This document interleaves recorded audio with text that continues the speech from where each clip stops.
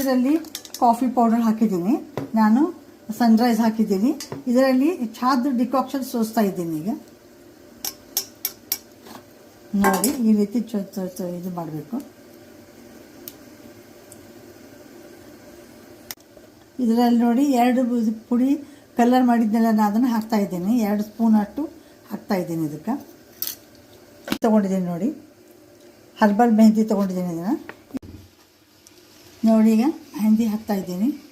1 2 3 ಇನ್ನೊಂದು ಸ್ವಲ್ಪ ಹಾಕ್ತಾಯಿದ್ದೀನಿ, 4 ಹಾಕ್ತಿದ್ದೀನಿ. ಆಮೇಲೆ ಇದಕ್ಕೊಂದು ಸ್ವಲ್ಪ ಲಿಂಬೆ ರಸ ಹಿಂಡ್ತಾ ಇದ್ದೀನಿ.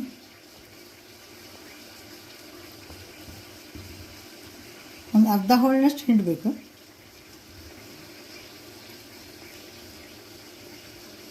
ಹನಿಯಷ್ಟು ಯುಕಲಿಪ್ಟಸ್ ಆಯಿಲ್ ಹಾಕಬೇಕು. 1 2 3 4 ಇದರಿಂದ ಯುಕಲಿಪ್ಟಸ್ ಆಯಿಲ್ ಹಾಕೋದ್ರಿಂದ ಇದು ಕಲರು ಚೆನ್ನಾಗಿ ಬರ್ತದೆ. 1ನೇದು. 2ನೇದು ಕೋಲ್ಡ್ ಆಗೋದಿಲ್ಲ ಹಾಗೆ ಹರ್ಕೊಂಡ್ರೆ. ಅದಕ್ಕೆ ಹಿಂಗೆ ಹಾಕಿಬಿಟ್ಟಿದ್ರೆ ಚೆನ್ನಾಗಿ ಏನು ಮಾಡ್ತೀನಿ ನಾ ಈಗ ಇದನ್ನು ಮಿಕ್ಸ್ ಮಾಡ್ತಾಯಿದ್ದೀನಿ. ಕಬ್ಬಣ ಬುಟ್ಟಿಯಲ್ಲೇ ಮಾಡ್ತಿದ್ದು ನೋಡಿ. ಇದನ್ನು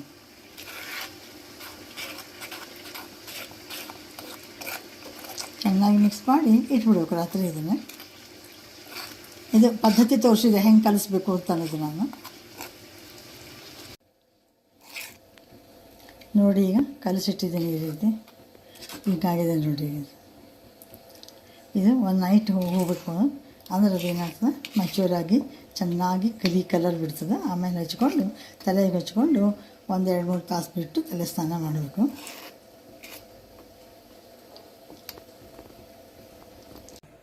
ಇದು ಹೇಳಿ